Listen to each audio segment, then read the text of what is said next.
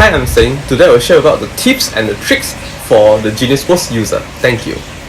So most of the time our Genius POS Wi-Fi is no internet connection. When we turn on another Wi-Fi, it will accidentally connect to another hotspot and cause that your Genius POS cannot control to the printer and drawer. So you can turn off the auto join. So go to the setting and then go to the Wi-Fi. Let's say you don't want to connect this Wi-Fi. Click on the eye here and then turn off the auto join. Just turn off and connect back to your Wi-Fi. Second tips is you can change the color. Just swipe up, then you can change the color already. If you want to change for the item, just swipe up and then you can bring the color and click set. If you swipe down, it will show the price. Swipe down to show the price. So if you want to preview the item and description, just hold it. It will show the item name, the price, and the description. How to add a description? Very simple. Go to the home, setting, go to item, select an item, and click on the item notes. Then you can type on here. Click apply and click save. Okay, there's a two way to access to the previous transaction.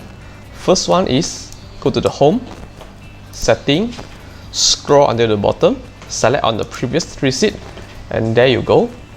Or another shortcut way, which is go to the transaction, go to more, and it shows here. You can search by the receipt name or customer name. Another tips is, if sometimes you order and you don't want to auto ask about the modifier selection, very simple. Go to the setting, go to the general, and then you can see there's a modifier selection. Just turn on and click save. So next time when you order something that consists of modifier, just click and order. If you want to add it, just click on the item, click on edit modifier, then you can add again. Go to the table. Okay, let's say you got two tables. Let's say table 6 and table 10 are joint table. So click on the function and click join table. So choose the table to join. So I choose the table 6 and choose the table to join, which is 10. So table has been joined. So both is table 10. So when you order from here, also table 10, and then I click from here, also table 10.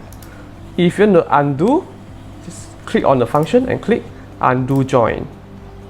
So just click on the table, then it will break up already.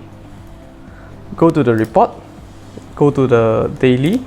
Let's say I want to check on the sales start from 14 until 13 until 20th.